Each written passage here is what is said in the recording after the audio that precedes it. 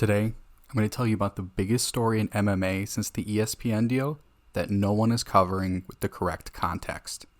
Ariel has put out a rundown of the events, but he is missing the bigger picture in my eyes. I'm going to show you how. On August 1st, 2022, head coach of Glory MMA, James Krause, went on the MMA Hour to discuss his star pupil, Brandon Moreno's, recent interim title victory over Kai Kara France. Unbeknownst to him, he was about to ignite a controversy that has put his entire career into dire jeopardy. If I take time and train 3-4 times a day, it's going to take away from other things that I have going on, businesses, betting, handicapping fights, whatever. And it financially doesn't, to be honest, doesn't make any sense for me. But Now, Ariel realized right away the importance of what he just said and asks a follow-up. I see that you're very interested in the betting side of things. Like, how often do you partake in this? Oh, I bet every single card, just about every fight. Really? Yeah, absolutely. I have a Discord, like 2,000 members in it. In there, Krause further discloses that he runs a Discord server. For people like my dad who don't know what that is, essentially it's like an online chat room. Krause uses it to discuss picks and plays, which is referred to as a tout service. That means someone who sells gambling picks to bettors.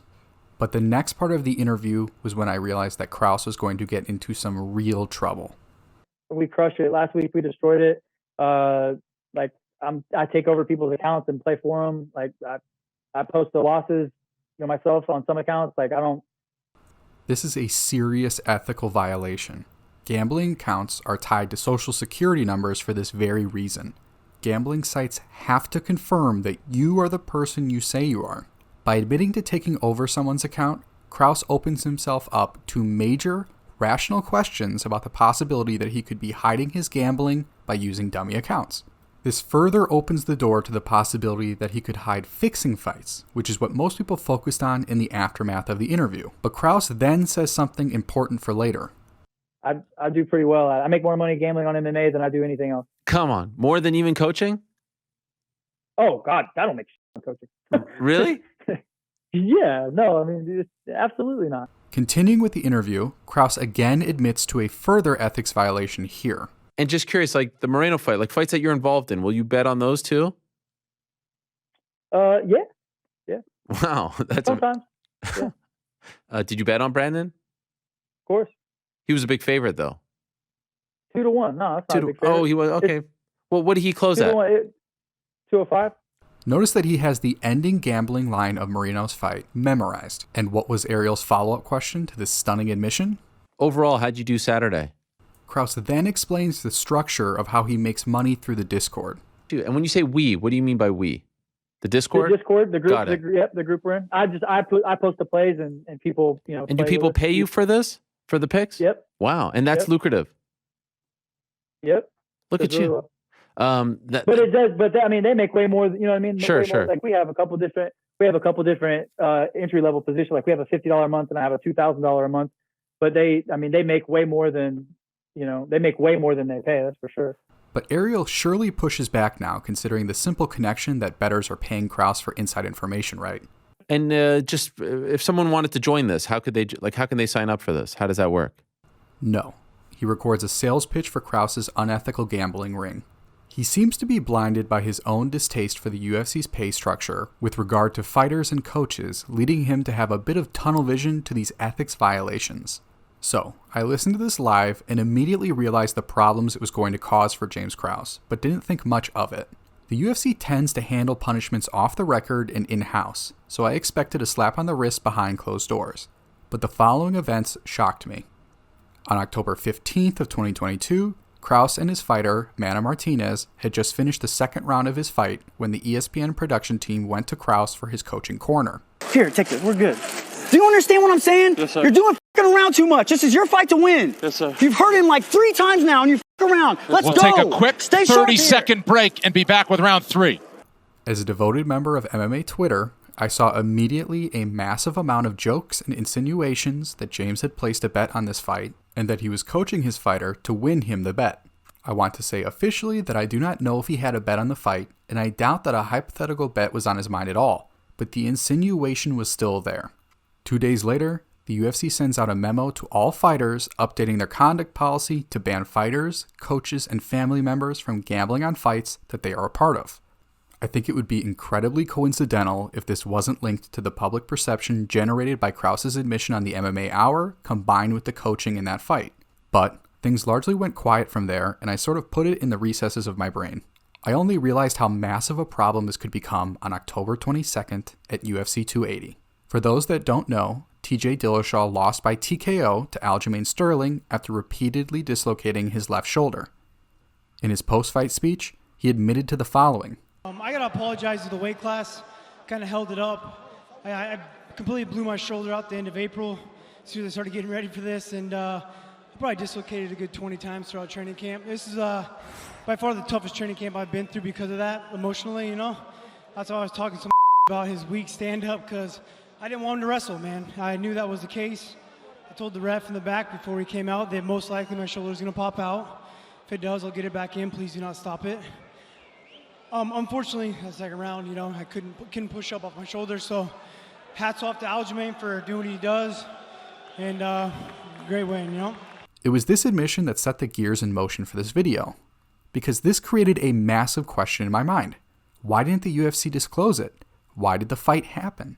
Why didn't the medical staff call it off? Who was responsible for allowing TJ, with essentially no left shoulder, to compete in a sanctioned cage fighting match? And most importantly to the UFC's financial side, how did this affect the gambling market on this fight? 5 days later, I had my answer. TJ did an interview with Brett Okamoto, which opened my eyes further to the problem I now outline. And I guess that's how we'll start it, man. Like, this whole thing starts in April, would you say? Like where did the story begin, I guess? Yeah, man. So I'd say 6 or 7 months after my knee surgery, you know, the beginning of the year, let's say like January, February, somewhere in the beginning of the year, I started doing some heavy weight training in my upper body, still trying to recover from my knee surgery. And I noticed that my left shoulder was my left arm, my left side was just a lot weaker than my right. I didn't feel like I had any kind of injury going on. So I was thinking maybe I had some sort of nerve issue going on. So I went and saw a neurologist. She did an MRI on my neck and the shoulder. And she's like, it's not anything to do with your nerves. You know, unfortunately, you have a torn supraspinatus and infraspinatus in your left shoulder. But I've been dealing with shoulder problems for a long time, right? So it was torn, but it's been torn. It's been torn for a long time. And we'll get into that later too. But that's what the issue was, right? No big deal. I don't know if you caught it, so I'm going to play that again. But I've been dealing with shoulder problems for a long time, right? So it was torn, but it's been torn. It's been torn for a long time, and we'll get into that later too. But that's what the issue was, right? No big deal. So I kept listening. And we'll get to this later on of everything else, but I've fought like this before. Mm-hmm. You know, I knocked out Cody Garbrandt twice with 2 blown out shoulders. You know, my shoulders were both dislocating for that Garbrandt fight. So before that first Garbrandt fight, I tore my left shoulder on the Ultimate Fighter doing the coach's challenge. We were playing tetherball on that balance beam, and I fell off and tried to catch myself and hurt my shoulder. In that fight camp, I dislocated my shoulder probably a good 10 to 15 times. It was a sublux, right, where it'd pop out and go back in on its own. And it hurt and it affected my grappling, but what was I going to do? Not take the fight? You know what I mean? I wanted to get my title back. Kind of same situation I'm in now, and we'll get to that. And then the second fight was my right shoulder. Same kind of thing, hitting a bag, and I hurt my right shoulder. And then that one started subluxing, right? And so this isn't the first time he fought this injured. This explains why he didn't disclose. Why would he? He's done this before. Also, don't miss the fact that he tore his shoulder during the Ultimate Fighter and continued to train on it anyway. Has he ever had it fixed, though? Then after I lost to Hudo, I got double shoulder surgery.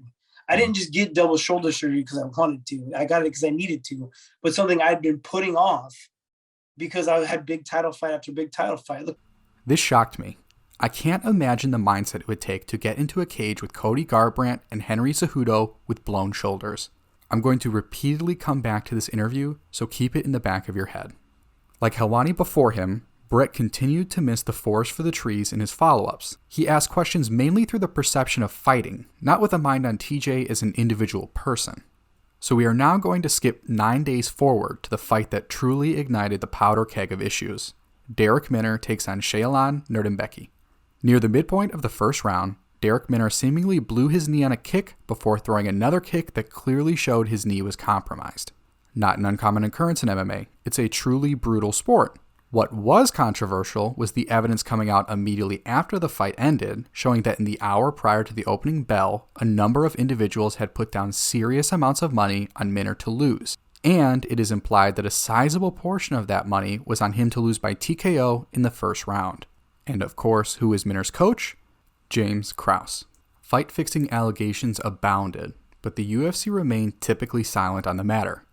Reporting came out saying that the bets placed in that hour were so suspicious that many sportsbooks shut down the fight line out of fear of a fix. The UFC's gambling integrity partner immediately flagged the fight as suspicious, but again, silence enveloped the sport. The UFC seemed to imply that Krause was not under investigation but wouldn't say anything else. In fact, Dana said this. Yeah, I mean, this is one of those things. There's absolutely zero proof that anybody that was involved bet on it. So it's just, there was some, there was some signs out there that something was going on, but there's absolutely no proof that anybody did anything wrong. And hopefully by seeing this again in this investigation, it deters people from doing it, from betting on it. The bottom line is this. You're never going to be able to bet enough money to win. It's not worth the risk to bet on one of these fights. First of all, nobody even took the action on the fights.